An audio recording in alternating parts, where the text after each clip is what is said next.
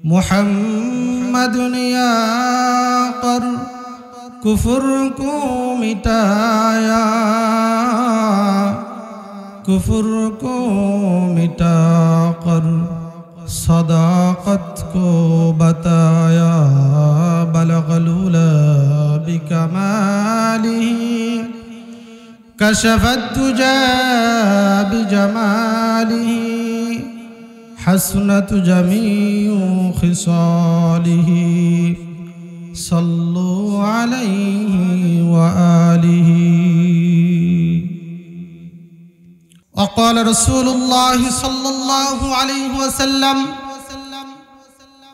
अल्लाहर हबीब मुहम्मदुर रसूलुल्लाह सल्लल्लाहु अलैहि वसल्लम बोलतेছেন, निअमतानि मग़बूनुन फीहिमा कसीरुम मिनन नास, अस्सिहहतु वल फराग। प्रतिटा मानुष আল্লাহ সুবহানাহু ওয়া তাআলার অসংখ্য অগণিত নিয়ামতের মধ্যে দুটি নিয়ামত থেকে অনেক দূরে সরে আছে। এই দুটি নিয়ামত আমি আপনি আমরা সকলেই উদাসীনতার সাথে এটা ছেড়ে দিতেছি। অথচ এই দুইটা নিয়ামতের জন্যই কিন্তু আল্লাহ সুবহানাহু ওয়া তাআলার কাছে একটা না একটা সময় আফসোস করতে হবে। একটা আফসোস হলো দুনিয়ার মধ্যে, আরেকটা আফসোস হলো যখন আমরা সকলে জান্নাতের মধ্যে যাব। সুবহানাল্লাহ। জান্নাতে যাওয়ার আশা আছে না নাই?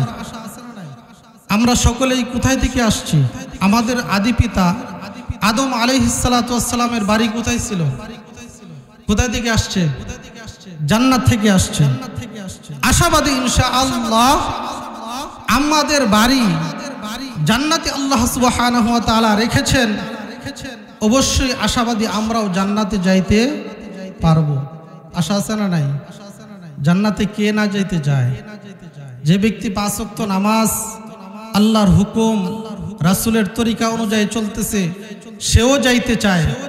আর যে নাকি একবারও তার সারা জীবনেও একটা বারের জন্যও সে কি করে নাই, পশ্চিমের দিকে ফিরে একটা ডুসো দেয় নাই, সেও কিন্তু কি যাইতে চায়।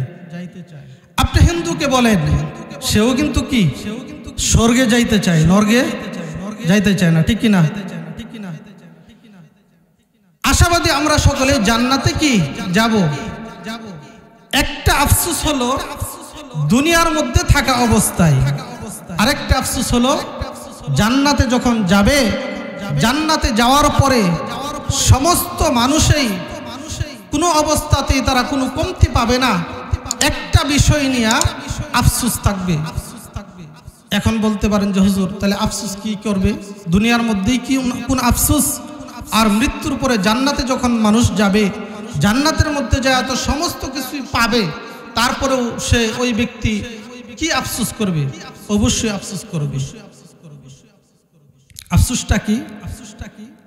নি'মাতানি মাগদুনুন ফীহিমা কাসীরুম মিনান নাস। আল্লাহর হাবিব মুহাম্মদুর রাসূলুল্লাহ সাল্লাল্লাহু আলাইহি ওয়াসাল্লাম বলেন যে আমার উম্মত দুটি কাজ তারা উদাসীনতার সাথে ছেড়ে দেয়। এর মধ্যে একটা কাজ হলো সুস্থতা। একটা নিয়ামত কি? সুস্থতা। এই যে আমরা এখানে আসতে পারছি, আমরা কয়েকজন আসছি ঢাকা থেকে, আপনারা বিভিন্ন মহল্লা থেকে অথবা এই মহল্লার এখানে আসছেন, ঠিক কি না? এখানে আসতে পারছেন।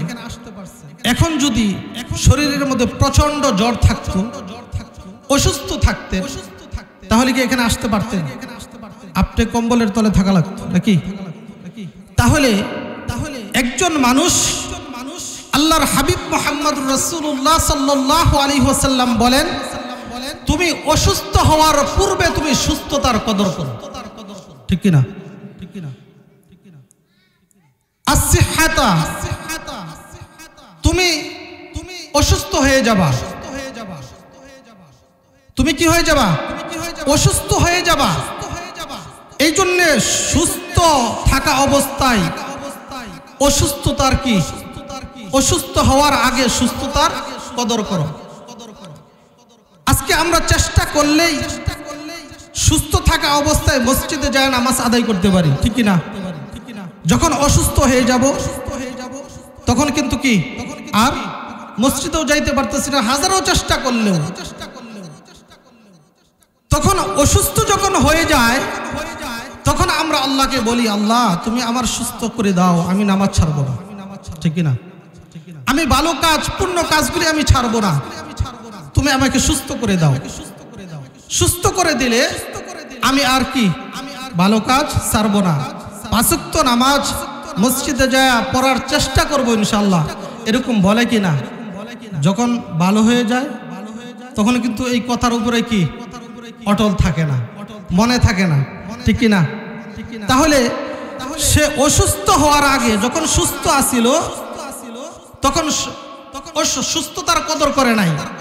অসুস্থ যখন হয়ে গেছে তখন সুস্থতার কদর করে তো কোনো লাভ নেই। লাভ আছে? কি বলেন? অসুস্থ তো হয়ে গেছে, অসুস্থ হয়ে গেছে। তাহলে অসুস্থ হওয়ার আগে সুস্থতার কি করা?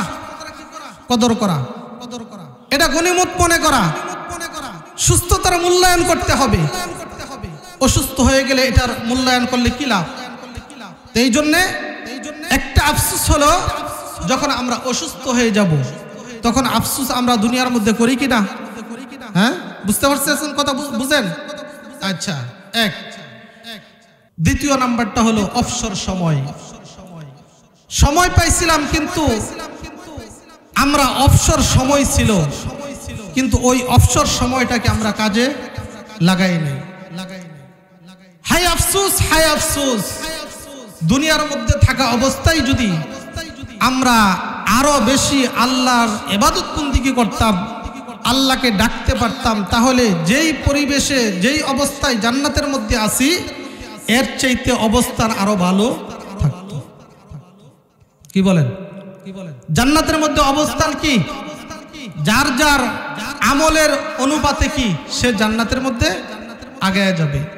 যেমন মনে করেন, উদাহরণস্বরূপ একজন কোরআনে হাফিজকে বলা হবে যে তুমি এক এক করে কোরআন শরীফের আয়াত পড়তে থাকো আর এক এক করে তুমি এক এক তলায় উঠতে থাকো। সুবহানাল্লাহ, উঠতে থাকো।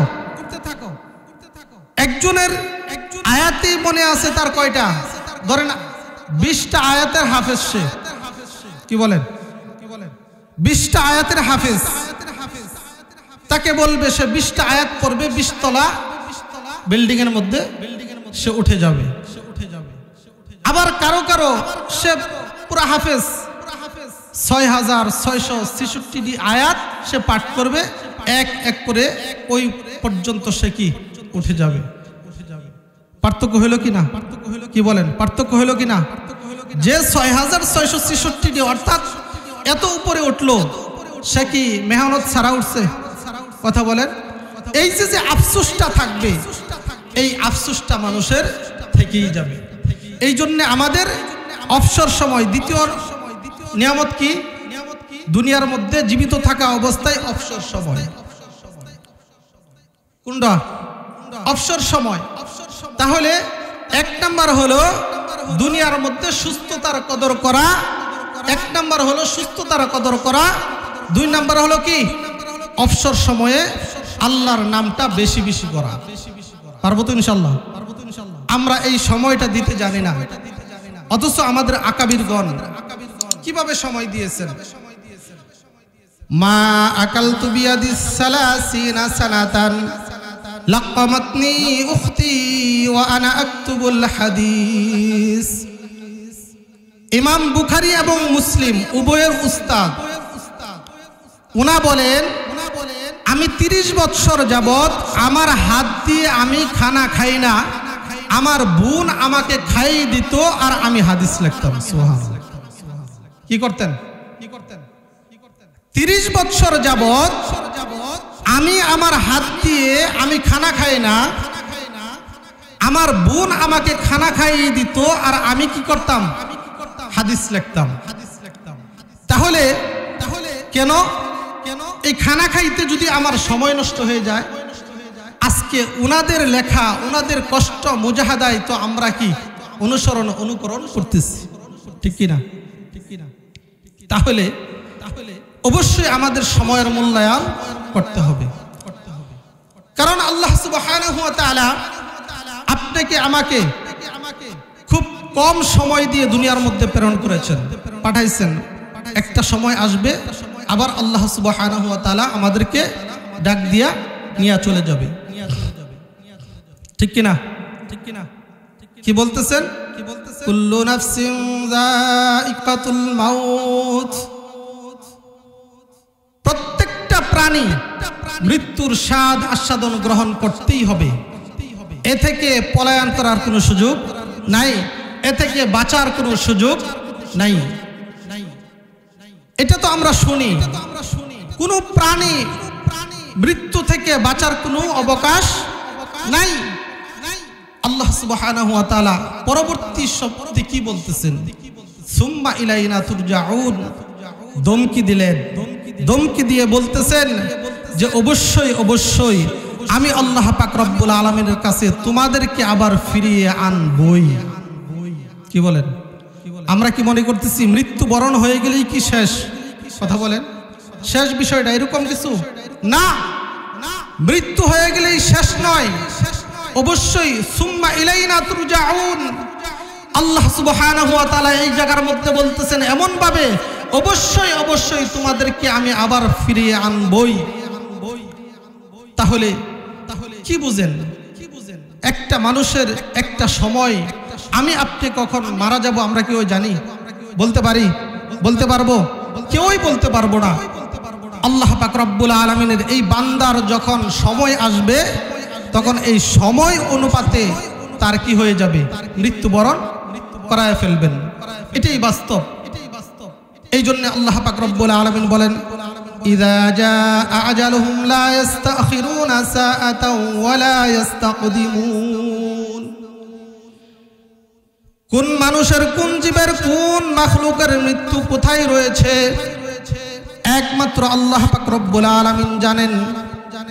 এর মধ্যে আর কোনো হাত নাই।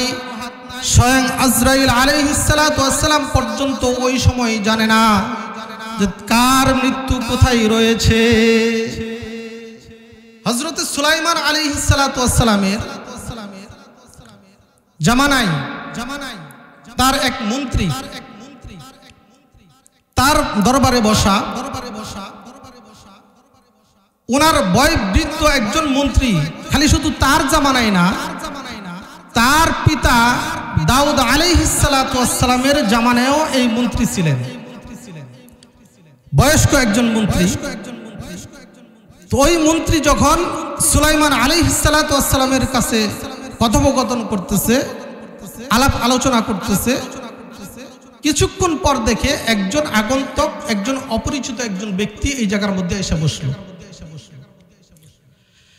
সুলাইমান আলাইহিস সালাতু ওয়াস সালামের দরবারে যখন অপরিচিত লোক চলে আসলেন, তখন ওই পুরনো একজন মন্ত্রী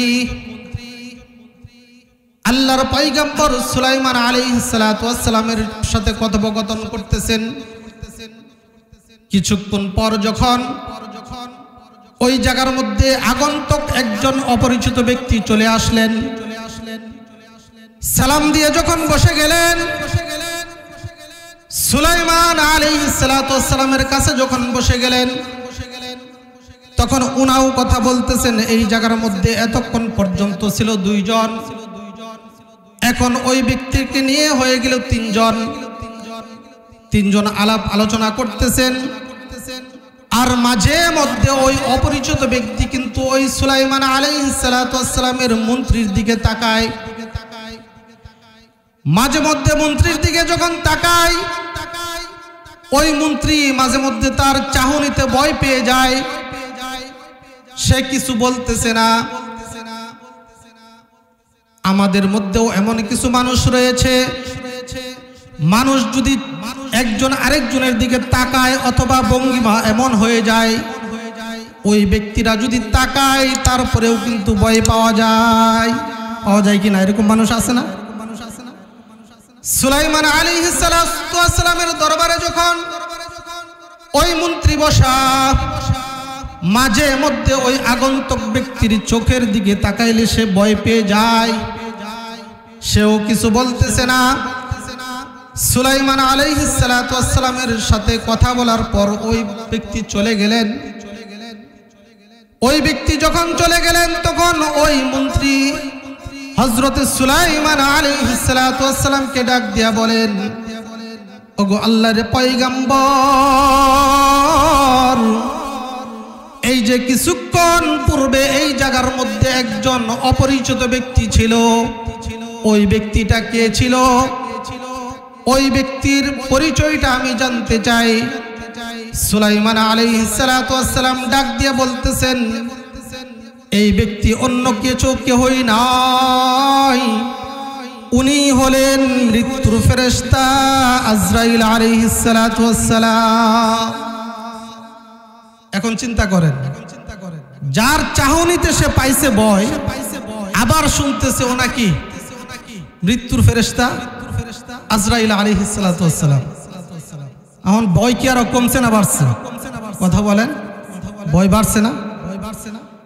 এখন সে ডাক দিয়ে বলতেছেন, হে আল্লাহর পয়গম্বর, এই যে আজরাইল আলাইহিস সালাম এখানে মানুষের বেশ নিয়ে আসছেন, আমি তো তাকে চিনি না। আমার মনে হয় তার যে চাহনি আমাদের দিকে, আমার দিকে, মনে হয় আমার আর রক্ষা নাই। আমি মরতে চাই না।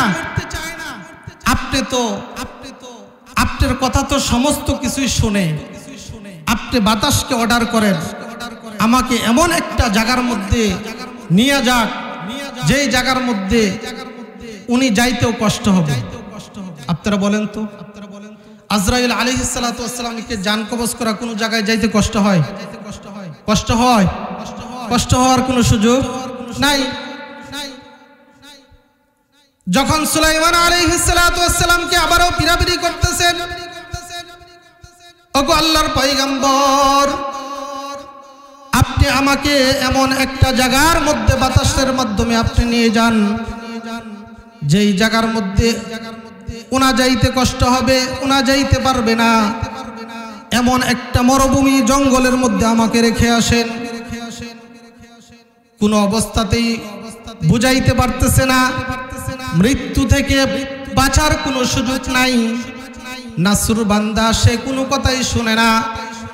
সুলাইমান আলাইহিস সালাম যখন বাতাসকে অর্ডার করলেন, বাতাস ঠিকই তাকে এমন একটা হাজার হাজার মাইল দূরত্ব এমন একটা জায়গার মধ্যে রেখে আসলেন।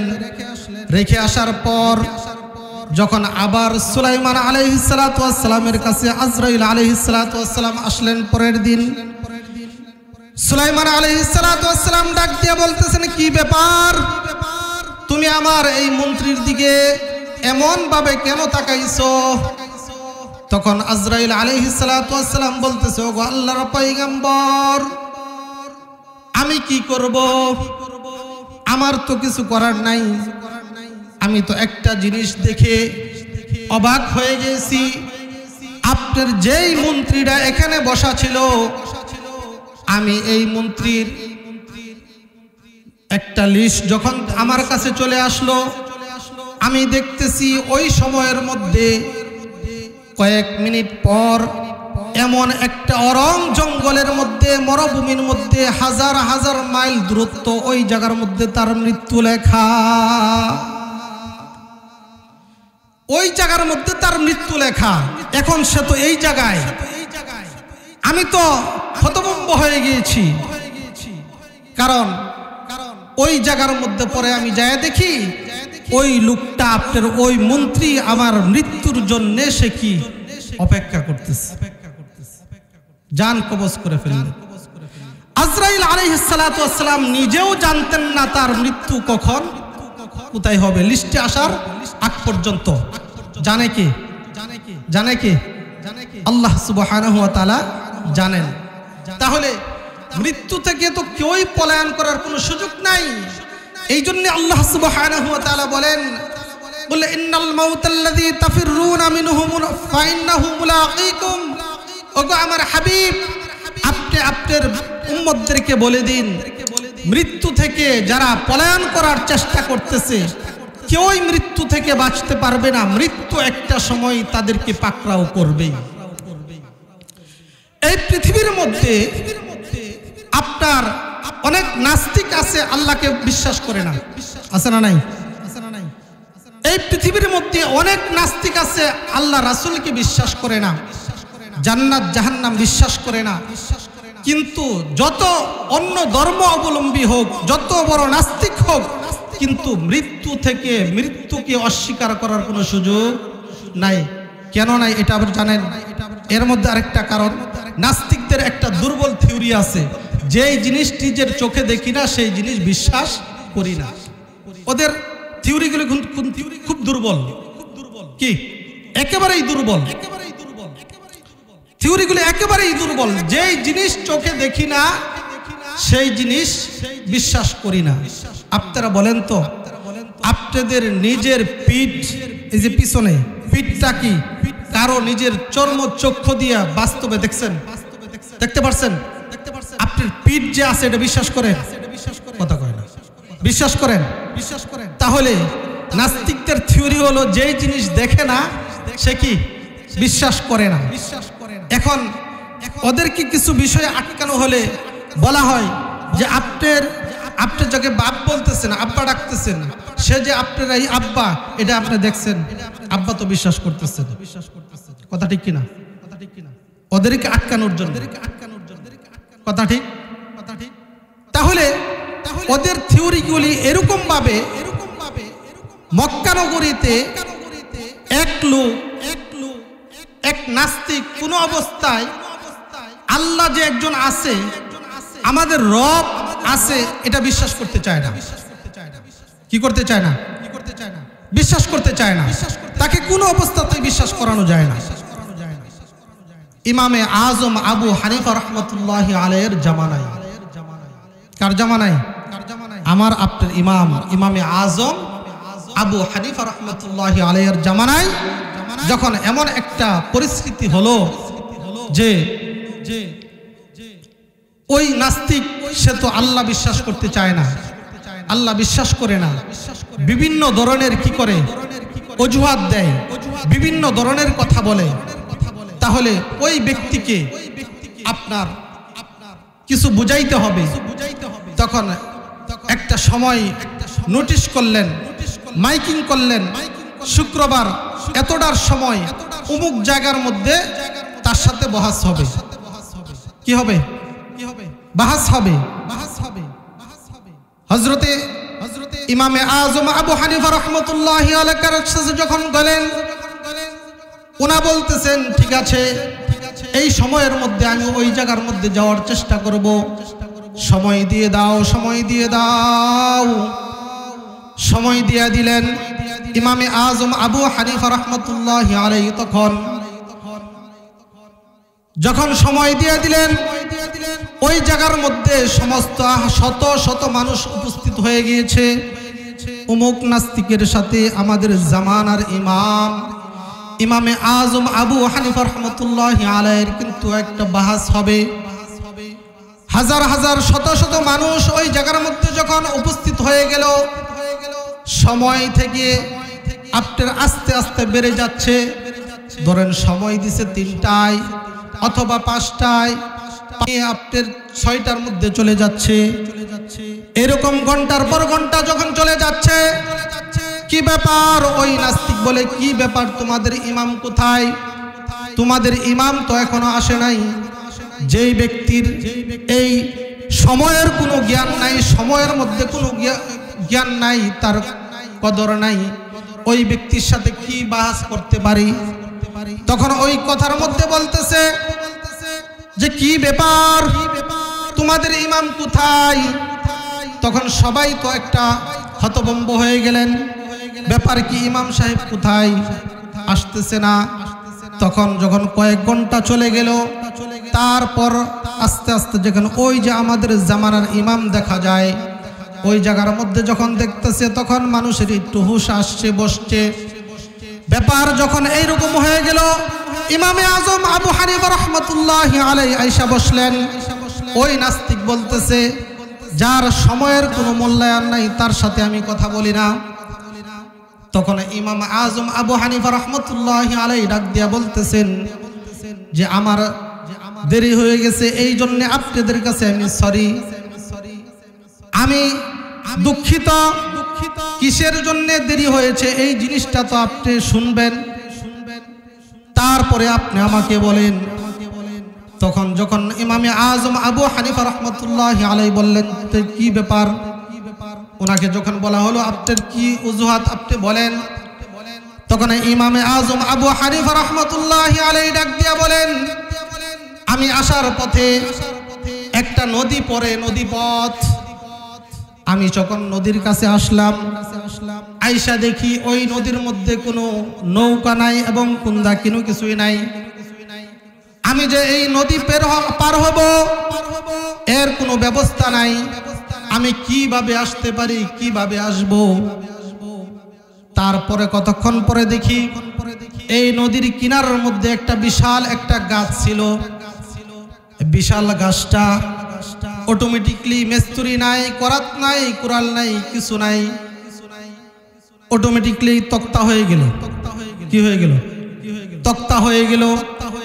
তক্তা হয়ে যাওয়ার পর অটোমেটিকলি হাতুড়ি নাই, বাটাল নাই, কিছু নাই, একটা নৌকা হয়ে গেল। ওই নৌকা যখন হয়ে গেল তখন ওই নৌকা আমি উঠলাম, অটোমেটিকলি কোনো মাঝি নাই, এই মাঝি ছাড়াই আমাকে ওই পারে নামায়া দিয়ে গেল। তখন আমি চলে আসলাম। ওই নাস্তিক বলে কি গাঁজাখুরি কথা আরো শিখছেন আপনি? কথা বুঝেন নাই? ওই নাস্তিক বলতেছে এটা কিভাবে সম্ভব? আপনি গাঁজাখুরি কথা বলতেছেন, কি খাইছেন? একটা গাছ অটোমেটিকলি তক্তা হইল, মানুষ ছাড়া, সুমেল ছাড়া তক্তা হলো, হাতুড়ি বাড়াল নাই, মিস্ত্রি নাই, কিছু নাই, সে অটোমেটিকলি একটা নাও হয়ে গেল, আবার কোনো মাঝি নাই, এটা আপনার এই পারে নামায় দিল। এটা কি সম্ভব? তখন ইমামে আজম আবু হানিফা রাহমাতুল্লাহি আলাইহি ডাক দিয়ে বলেন, এই কথাটা আপনার জবান থেকে বের করার জন্য আমার এই কৌশল। সুবহানাল্লাহ। আপনি কিভাবে ভাবলেন এই পৃথিবী, আসমান, জমিন, গ্রহ, নক্ষত্র সবকিছু চলতেছে, রাতের পরে দিন, দিনের পরে রাত আসতেছেন, এটা একজন মিস্ত্রি ছাড়া, একজন রব ছাড়া এটা অটোমেটিকলি হচ্ছে। আপনি কত বড় নাস্তিক! কথা বুঝেন নাই? এই কথা যখন তারা এইরকম ভাবে বলল, বলার পরে সে বুঝলো আসলেই তো আমি এরকম ভাবে কোনোদিন চিন্তা করি নাই, আমি তো আসলে একটা উল্লুকা পাঠা, আমি এরকম ভাবে আর কোনোদিন চিন্তা করি নাই। কথা ঠিক না ভাই? ঠিক। হ্যাঁ, তাহলে এই যে এইভাবে যখন বুঝাইলো তখন সে বুঝতে পারলো, বুঝার চেষ্টা করলো। তাহলে নাস্তিকরা এই মৃত্যু এ থেকে যে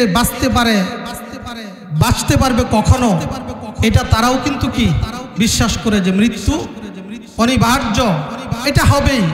কারণ তার পিতা ছিল, তার দাদা ছিল, তার আত্মীয় স্বজন ছিল, তার চোখের সামনে থেকে তারা কি চলে গেছে। এই জন্য তারা কি এটা অবিশ্বাস করতে পারে না, এটা বিশ্বাস করতেই হয়। তাহলে এর আগে আমাদের কিছু করণীয়, কি করতে হবে? মৃত্যু তো হতেই হবে, মৃত্যুর আগে আমাদের কি করতে হবে? মৃত্যুর সামান রেডি করার দরকার আছে না নাই? কিভাবে করব? কিভাবে করতে পারি? আমাকে একটা কথা বলেছিল আমার এক আঙ্কেল যে হুজুর কিছু বিষয় আসলে দেখেন, মানুষ মৃত্যুর পূর্বে বুঝতে পারে না, সম্পদ চলে গেলে তারপরে বুঝে। আমরা এখানে আসছি, আজকে আমাদের কারো মা নাই, বাবা নাই, আছে না নাই? এখানে জরম দুঃখিনী হয়ে কবরের মধ্যে শুয়ে আছে, আছে না নাই? হ্যাঁ, আপনি আমি ইবাদত বন্দেগী করি, ইবাদত বন্দেগী করা, ইবাদত বন্দেগী কিন্তু নষ্টও হয়ে যায়। আমি আপনি শুদ্ধভাবে সবকিছু ঠিকঠাক করলাম, কিন্তু কয়েকটা কারণে নষ্ট হয়ে যায়। কয়টা কারণে? কয়েকটা কারণে। এর মধ্যে আমি যদি আল্লাহ পাক রব্বুল আলামিনের সাথে শিরিক করি তাহলে কি এটা কি হয়ে যাবে? নষ্ট হয়ে যাবে। এটা নষ্ট হয়ে যাবে, এ থেকে বাঁচার কোনো সুযোগ নাই, নষ্ট হয়ে যাবে। শিরিক করা যাবে না। আমি ইবাদত বন্দেগী আমি কম করি, সমস্যা নাই, কিন্তু এর মধ্যে শিরিক ঢুকানো যাবে না। আরেকটা কথা হলো, যার পিতা এবং মাতা আব্বা আম্মা জীবিত আছে তাদের সাথে কখনোই বেয়াদবিমূলক আচরণ করা যাবে না। কি করা যাবে না? বেয়াদবিমূলক কোনো আচরণ করা যাবে না। এটা যদি করে আমি 5 ওয়াক্ত নামাজ পড়লাম, হজ করলাম, এটা করলাম, সেটা করলাম, যা কিছু করলাম, সমস্ত কিছুই কি ধ্বংস হয়ে যাবে। এই জন্য আল্লাহ পাক রব্বুল আলামিন বলেন, وَقَضَى رَبُّكَ أَلَّا تَعْبُدُوا إِلَّا إِيَّاهُ وَبِالْوَالِدَيْنِ إِحْسَانًا। আমাদের যাদের আব্বা আম্মা জীবিত আছে তাদের সাথে এমন কোনো আচরণ করা যাবে না। উফি ওয়ালা, অর্থাৎ মা বাবার জবান দিয়া উফ একটা শব্দ যে বের হয়, এই শব্দটা বের করা যাবে না। এই জন্য আল্লাহর হাবিব মুহাম্মদুর রাসূলুল্লাহ সাল্লাল্লাহু আলাইহি ওয়াসাল্লামের এক দামি সাহাবী ছিলেন। দামি সাহাবী হযরতে আলকামা রাদিয়াল্লাহু তাআলা আনহু। হযরতে আলকামা রাদিয়াল্লাহু তাআলা আনহু যখন মৃত্যু শয্যা হয়ে গেলেন, তখন ওই অবস্থায় সে কোনো অবস্থায় সে কালেমা পড়তেছে না, তার জবান দিয়ে কালিমা আসতেছে না। কোন অবস্থাতেই তার জবান দিয়া যখন কালিমা আসে না, তার স্ত্রী আল্লাহর হাবিব মুহাম্মদুর রাসূলুল্লাহ সাল্লাল্লাহু আলাইহি ওয়াসাল্লামের কাছে দৌড়ায় আসলেন। ওগো আল্লাহর হাবিব, আপনার সাহাবী আলকামা রাদিয়াল্লাহু তাআলা আনহু কোন অবস্থাতেই কালিমা পড়তে পারতেছে না, মৃত্যু শয্যায় হয়ে গেছে। তখন ওই সময় আল্লাহর হাবিব মুহাম্মদুর রাসূলুল্লাহ সাল্লাল্লাহু আলাইহি ওয়াসাল্লাম বিশেষ 4 জন সাহাবী পাঠিয়ে দিলেন, যাও যাও, কেন আমার আলকামা মৃত্যু শয্যায় সে কালিমা পড়তে পারতেছে না, যাও একটু দেখে আসো। তখন ওই জায়গার মধ্যে সালমান ফারসি রাদিয়াল্লাহু তাআলা আনহু, হযরতে বেলাল রাদিয়াল্লাহু তাআলা আনহু ছিলেন।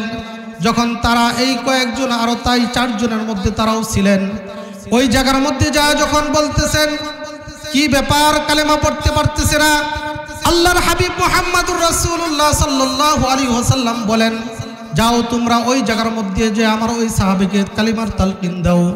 কালিমার তালকিন দেওয়ার পরে সে তালকিন দিতেছে, তারপরেও কিন্তু কালিমা পড়তে পারতেছে না, শর্ট করে দিতেছে। আমি কোন অবস্থাতেই সে পারতেছে না।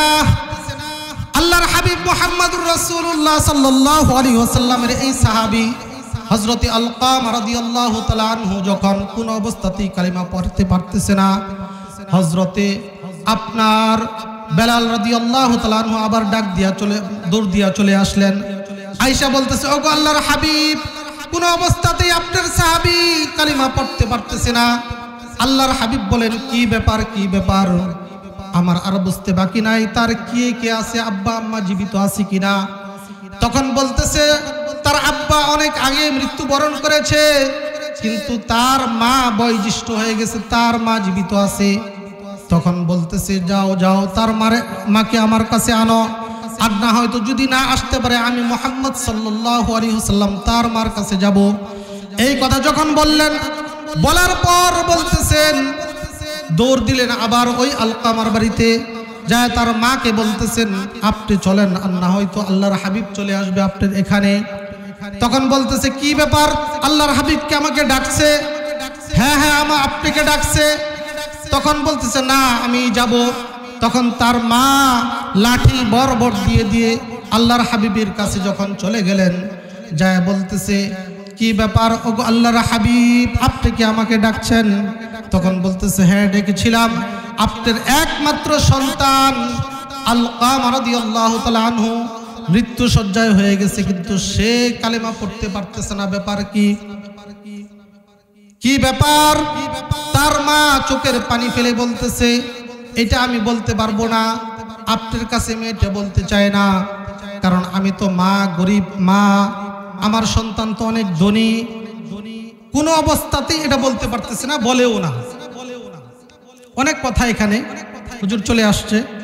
তখন তার মা বলতেছে যে হুজুর, আমার ছেলে হজ করেছে, নামাজ পড়েছে, আপনার পিছনে সমস্ত কিছু করছেন, কোনো কিছুর মধ্যে কমতি নাই, কিন্তু আমাকে সে এমন কষ্ট দিয়েছে, এই কষ্টের কারণে আমার জিহ্বা দিয়ে আমি কিছু বলি নাই, কিন্তু আমার অন্তরের মধ্যে ব্যথা দিয়েছে, সেই ব্যথাটা আমার অন্তরের মধ্যে লেগেছে, তার দরুন সে কালেমা পড়তে পারতেছে কিনা এটা আমি বলতে পারি না। তখন আল্লাহর হাবিব মুহাম্মদুর রাসূলুল্লাহ সাল্লাল্লাহু আলাইহি ওয়াসাল্লাম বলেন, ওগো মা, আপনার অন্তরের মধ্যে যে দাগা দিয়েছে, সেই দাগার কারণে, সেই কষ্টের কারণে আপনার সন্তান কালেমা পড়তে পারতেছে না, আপনি তাকে মাফ করে দিন। কোনো অবস্থাতেই মাফ করতে চায় না, এমন অবস্থা করেছে। আপনার তার মা যখন মাফ দেয় না, তখন আল্লাহর হাবিব মুহাম্মদুর রাসূলুল্লাহ সাল্লাল্লাহু আলাইহি ওয়াসাল্লাম হযরতে বেলালকে বললেন, যাও লাকড়ি নিয়ে আসো, ওনাকে আমি পুড়ে ফেলবো। দুনিয়ার সাজা, এই দুনিয়ার এটা দুনিয়াতেই শেষ হয়ে যাক, তার মৃত্যুর পরে যাতে সে জাহান্নামে না যাইতে হয়। এই কথা যখন বলল, তখন লাকড়ি আনলো, আগুনে দিবে, আগুনে দেওয়ার পর আপনার দিবে। এই সময় তার মা বলতেছে, না ওগো আল্লাহর হাবিব, আমার সন্তানকে আপনি পুড়িয়েন না, আমার সন্তানকে আমি আপনাকে সাক্ষী রেখে বললাম, আমি আরো আপনার সাহাবায়ে কেরামদেরকে সাক্ষী রেখে বললাম, আমি আল্লাহকে সাক্ষী রেখে বললাম, আমার আলকামাকে আমি মাফ করে দিলাম। সাথে সাথে এই কথা বলার পর সাথে সাথে তার জবান দিয়া চলে আসলো, লা ইলাহা ইল্লাল্লাহু মুহাম্মাদুর রাসূলুল্লাহ সাল্লাল্লাহু আলাইহি ওয়াসাল্লাম। তাহলে মার মনে কষ্ট, বাবার মনে কষ্ট, কোনো অবস্থাতেই এটা সম্ভব না। বাবা মাকে কষ্ট দিয়ে আপনি আল্লাহকে রাজি খুশি করবেন। আল্লাহ রাসূল সাল্লাল্লাহু আলাইহি ওয়াসাল্লাম বলেন, রিদার রাব্বি ফি রাদিল ওয়ালিদাইন ওয়া সাকাতুর রাব্বি ফি সাকাতুল ওয়ালিদাইন। আল্লাহর সন্তুষ্টি যদি পাইতে চাও, তাহলে পিতামাতার সন্তুষ্টির প্রয়োজন আছে। আল্লাহর হাবিবের কাছে, আল্লাহর তাআলার কাছে আপনার পিতামাতাকে কষ্ট দিয়ে আপনি আল্লাহকে সন্তুষ্ট করার অপশন শরীয়তের মধ্যে নাই। আমি আপনাদের সম্মুখে বাঙ্গাসুরা কয়েকটা কথা বললাম।